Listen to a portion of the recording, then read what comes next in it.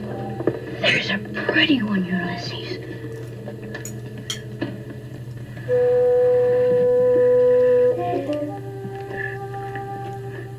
There it is.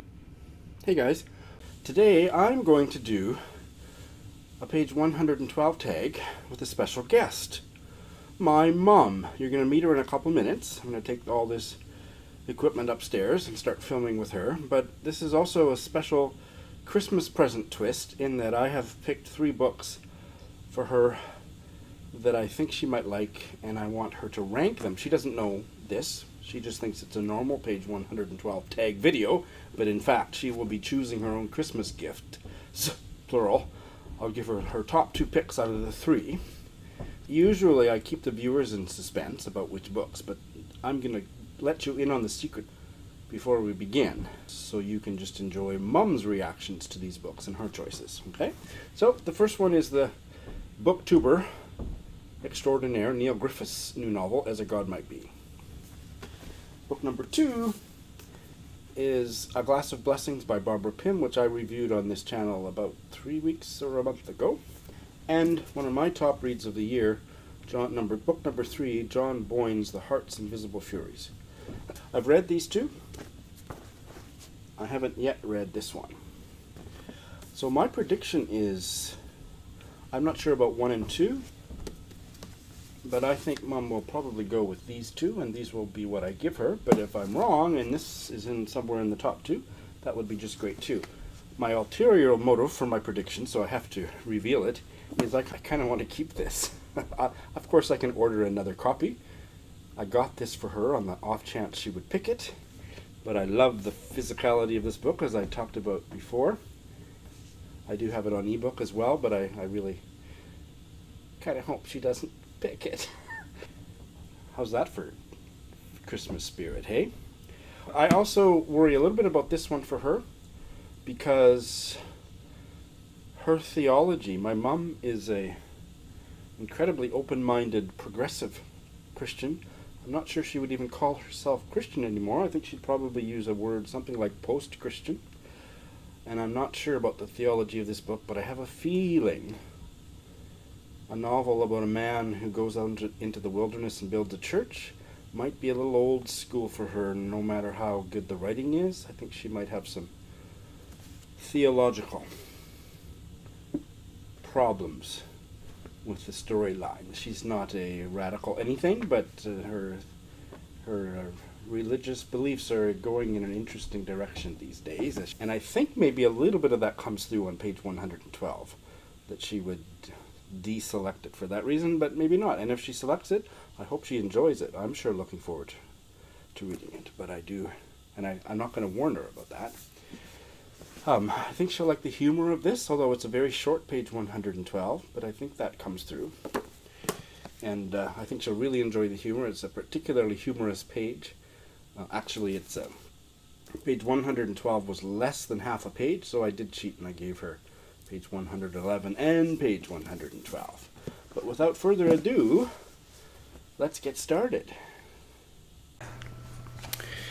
Hello, I'm Shawn the Book Maniac. Welcome back to my channel. Today I have a special guest for a page 112 tag, a very special version of the page 112 tag. This is my mom, Helen. Hi. So I have chosen 3 page 112s for her, and we'll see how it goes. So any questions before we begin? Well, I guess not. We'll just go at it and see how it goes. We'll just wing it. Wing it. We'll That's a good way to put it. Okay. I'm going to read you 3 page 112s. Just be curious about which pages you like, what you're curious about. Ask you at the end to rank all 3 in terms of the one you're most interested in and least interested in. So here is book number 1. I'll take her to see a film on Saturday to the kids' club, just me and her. She'd like that. The TV was on. The start of episode 1 of season 4 of Breaking Bad had been paused. McCullough sipped from a large glass of red wine, Holly from a large cup of herbal tea. After a long silence, he looked over at her and raised his eyebrows. "This is the life. For you, it was meant kindly. "I saw your dad today. He called. Said you looked tired. Did you see anyone else?" What had Edward said? McCullough pictured the poor curate from yesterday. "If you're asking have I sought some advice, then yes, I have." He sensed Holly's relief. "What did they say? What did you say?" "Well, what they think is that I'm heretical and/or mad and/or, wait for it, experiencing epiphenomena due to some basic neural malfunction."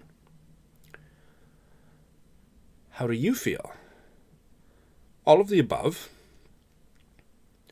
Holly pushed his feet with her feet. "As long as I don't have to take the children to a mental home and explain their dad thinks he's Jesus Christ."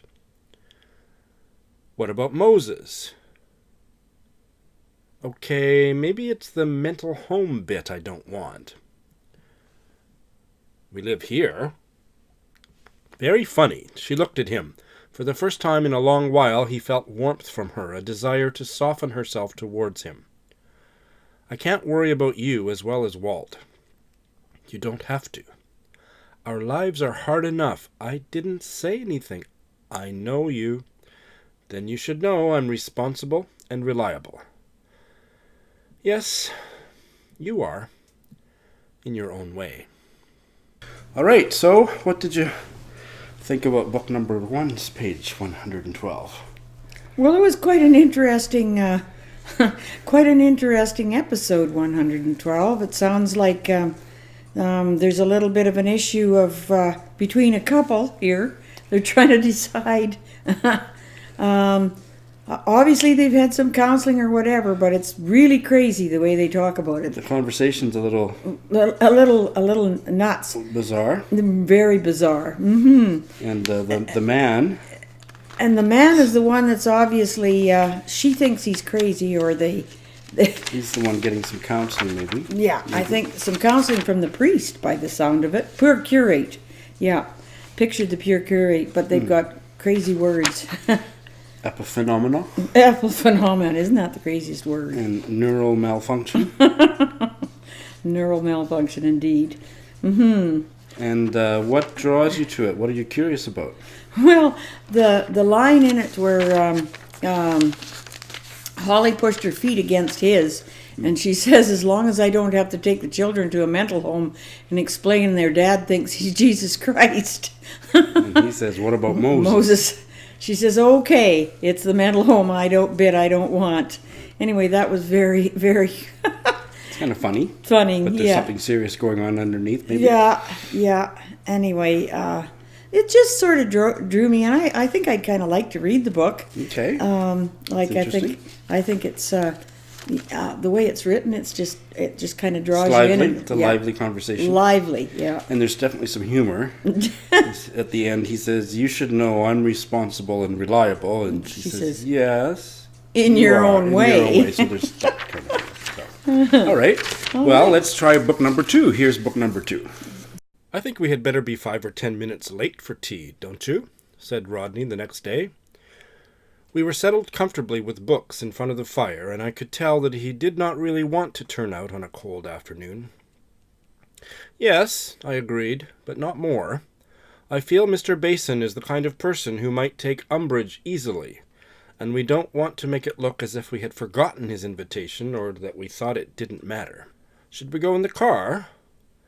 "Well, that is making rather a business of it, don't you think? After all, it's only a quarter of an hour's walk. Less, really." We set out at 10 to 4, Rodney grumbling a little, but my step was eager, for I had not seen inside the clergy house before. I wondered whether we should meet Father Thames on the stairs, or hear Father Bode practicing a sermon behind closed doors. As we came up to the clergy house, I saw the notice about not ringing unless on urgent business. But there was hardly time to consider whether we should ring or not, for the moment we set foot on the doorstep, I noticed a curtain at a ground floor window being flicked aside, and heard footsteps within. Book number 2. Now this is another interesting one. Obviously, these two have been invited to tea. Right. This one sounds a little bit more Victorian to me, or English. It's or, older, definitely Yeah. older, yeah. Yeah, because they're settled with books in front of the fire. Anyways, but they have this invitation, and they don't want to be late, but they don't want to be too early either. So that's kind of an interesting. They're kind of debating about what's a good time to arrive. That's and where right. are they going? Apparently they're going to the clergy house, because she says, I've never seen the inside of the clergy house before. And so off they go. They walk over there, and they come up, and they see that there's a notice about not ringing. Right. And then all of a sudden she sees the curtain move. And I think that's quite intriguing. I'd like to see what happens. What happens next? Yeah. Could be Mr. Basin. Mr. Basin, Waiting for him. Yeah. Waiting for them. Yeah. Okay. Anything Yeah. else about book number 2? It's a short section, so this one's a little bit hard. Yeah. This is a really short page. Yeah. I think it's the beginning of a chapter. Oh, okay. So All start right. a little bit lower down on the page. But great. And book number 3, page 112, Starts on is so short that I actually gave you page 111 and page 112. So let's look at page 100, the next book, number 3. My affairs are what got me into this mess in the first place, Your Honor. I'd just as soon take a break from them. No, if I'm going down, I might as well start now, said Charles, a pragmatist to the last. The sooner I get in, the sooner I get out. Am I right? I suppose so, said the judge. Grand so, replied Charles. I'll start today, then, if it's all the same to you. The judge scribbled something down on a legal pad before him and glanced towards Godfrey, Charles's barrister, who gave a shrug as if to say that he respected his client's wishes and would make no appeal. Is there anything else you'd like to say, asked the judge, before you're taken down? Only that I humbly accept the decision of the court, he replied, and I will serve my time without complaint. I'm just glad that I don't have any children to witness this moment of degradation. That, at least, is a mercy. An assertion that left at least 4 members of the jury with utterly baffled expressions on their faces. As we left the courtroom to a hungry pack of journalists and photographers, Maud ignored their questions and flashbulbs, marching forward purposefully without even a cigarette as her armor, and I did my best to keep up with her, aware that the slightest stumble on my part would result in me being squashed beneath the boots of the press. Him! Cried Maud unexpectedly, her voice echoing around the 4 courts, and as she pulled to a screeching halt, so did the media scrum around us. As it had inside the courtroom when she struck the match, every head turned in her direction. The nerve of him! I followed the direction of her gaze to see a middle-aged man of indistinctive appearance, wearing a dark suit and sporting a small mustache that, to my mind, was a little too Hitler-like for comfort, standing in the center of a group of similarly attired men, accepting their congratulations. Who is he? I asked. Do you know him? It's the man from the revenue, she declared, striding towards him as one hand reached into her bag.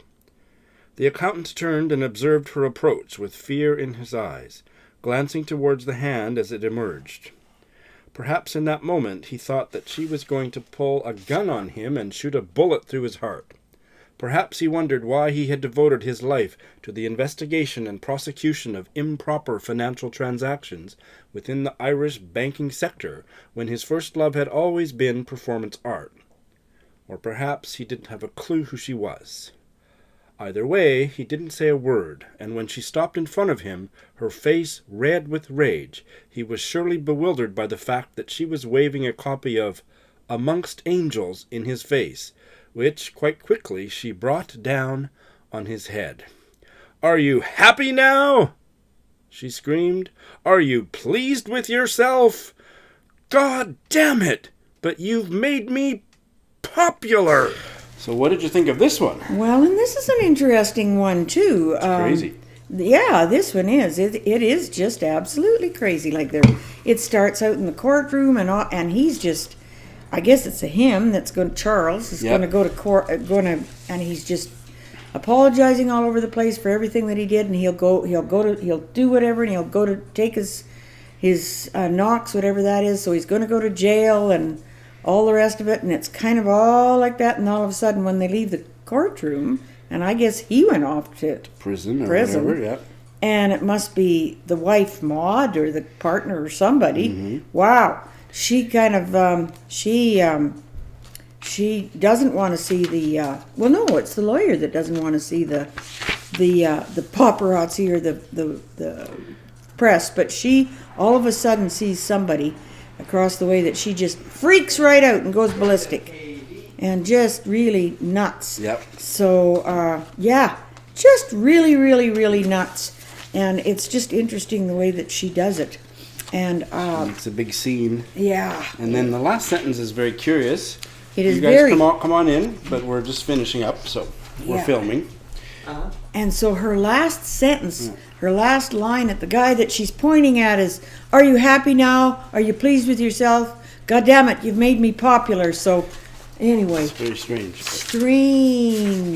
Strange. So that's a very interesting one. I'd like to read that book. So which one would be your first pick out of 1, 2, and 3?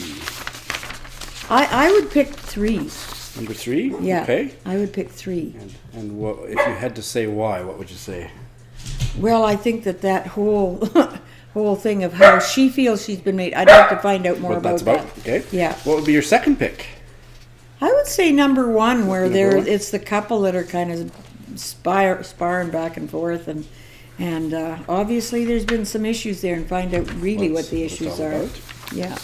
Okay, well, I predicted that this would be your first choice, and I kind of thought this might be your second, so this is very interesting. So I will tell you the books now. Okay. And we'll finish. So book number 1 is a very new novel. This is the only one I haven't read. And this is called, this comes from the UK. It's called As a God Might Be. Oh. And it's by Neil Griffiths. And Neil Griffiths is actually on BookTube. As a God Might Be. As a God Might Be. And it's a chunkster. Oh. It's about this thick. Oh my. 600 pages. And I'm really looking forward to reading it too. So. Okay. And book number 2 it's from about 1956, and it's a Barbara Pym novel called A Glass of Blessings, and it's a very comedic novel, but I read it a couple of months ago and loved it. Okay. It's very funny. This page doesn't really show the humor so much, but it does a little bit. Yeah. And this one is also new this year. This is by a gay Irish novelist, John Boyne, and it's called The Heart's Invisible Furies. Oh! And it's also about 600 pages, and I finished reading it a month ago, and it's one of the best books I read this year. Well, I might have to read that one. Yeah. Mm-hmm. I'd like to. So, you did very well with the page 112 tag. So what do you think? Should she start her own BookTube channel? No. We might get her back for another little video before I go home next week. So, thank you. Kind of fun doing it with Shawn. That's great. Thanks for watching. Hey, well, Merry Christmas. I taped that last part with Mum on Christmas Eve afternoon, and here it is Christmas morning, 7 a.m., and I'll just give a quick little update. I've decided to give her all 3 because she really was interested in all of them. So as you remember, this was her first pick, and somewhat surprisingly, this was her second. But I think she was interested enough in the Barbara Pym that I'll give her all 3, and she'll enjoy them. So, well, the next part will be her opening her present. Is this for me? No. This is for me. Oh my God, it's heavy. Another heavy one. Shawn? Your mom loves Shawn. How many? Oh my God. Look at this. Books. This isn't one book. This is like, holy smokes. Holy smokes. It's a whole library. How many books? Oh my goodness! John Boyne, The Heart's Invisible. Ooh, we talked about this, didn't we? Whoa, Shawn. For all day. As God Might Be. And this is, what didn't we talk about all these? Hello, why do you think I'm making the video? This is the last part of the video. Oh my goodness. And then this one is A Glass of Blessing, Barbara Pym. Oh, you talked about all these, and I didn't know I was getting all these for Christmas, but 3 of them. My goodness. Well, you seemed like you'd enjoy them all, so Oh, I was going to give you the top Are these the ones 2. that we did yesterday? Yeah. These are the ones we did yesterday. Oh, for goodness sake. So Merry Christmas. Oh, thank you. I've already done a review of them, and I didn't know I was getting them for Christmas. Surprise. Wow. Well, that's wonderful. Oh, I've got my winter reading now. Where's my little magnifying glass?